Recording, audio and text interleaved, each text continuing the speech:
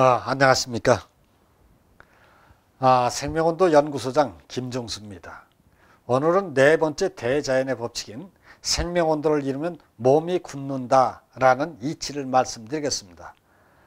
뱃속 장부에 생명온도가 있는 사람은 장부가 제 기능을 발휘해서 말단신경과 세포까지 원활하게 기운이 공급이 잘 되어서 건강하고 몸이 유연합니다.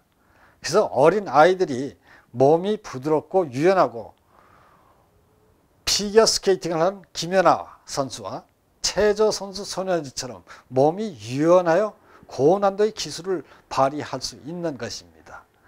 그러나 피로와 스트레스로 뱃속이 차가워지면 세포들은 생명온도를 잃고 기운이 없고 붓고 아픈 다음에 죽어가죠. 죽은 세포들이 생기게 되는데 이를 때라고 하는 겁니다. 그래서 피곤할 때는 뱃속에 힘이 없어 말단까지 기운을 보내주지 못하니 몸에 거친 피부에 때가 많이 나오는 것입니다. 피부에 있는 죽은 세포들인 때는 목욕탕 가서 뜨거운 물에 불려 씻어낼 수 있지만 뱃속 장부와 근육 속에 있는 죽은 세포들은 씻어낼 수가 없습니다. 그리고 몸속에 있는 때는 생명 온도가 살아있는 세포들과 함께 있으면서 자꾸 온도를 뺏어가게 됩니다. 그래서 죽은 세포들은 근육의 결을 따라서 자꾸 차갑게 만드는 것이죠. 피로와 스트레스 그리고 차가운 것들을 먹고 마시는 등 몸을 차갑게 만드는 생활 문화는 생명 온도를 소모시켜서 점점 죽은 세포들이 몸속에 자라게 만드는 일이라는 대자연의 섭리를 알아야 합니다. 이를 모르고 몸을 차갑게 하는 생활을 누적하다 보니 결국엔 몸이 생명온도가 있는 살아있는 세포들은 점점 없어지고 생명온도를 잃고 죽은 세포들이 많아지면서 몸이 굳게 되는 것입니다. 그래서 죽은 시체는 싸늘하게 식어서 굳어버리는 것입니다. 근데 몸은 하루아침에 굳질 않습니다.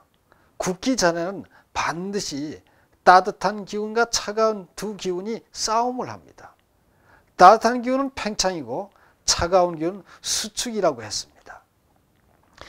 두 기운이 수축과 팽창을 하는데 이를 경련이라는 증상이 몸에 나타납니다.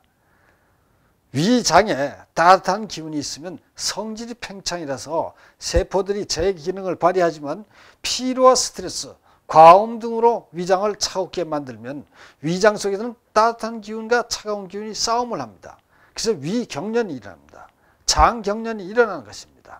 빨리 생명온도를 보충해주면 통증과 경련이 없어지는데 이치를 몰라서 보충을 못해주니 불쌍한 내 몸속의 세포들은 아픈 다음에 죽어서 굳어버리면서 아픈 증상이 없어지게 됩니다.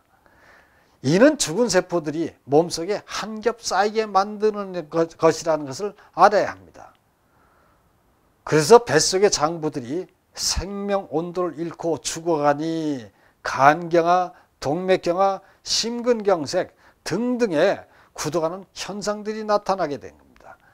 그리고 찬 기운이 강해지면은 기운이 약해져서 말단까지 기운이 전달되지 않습니다.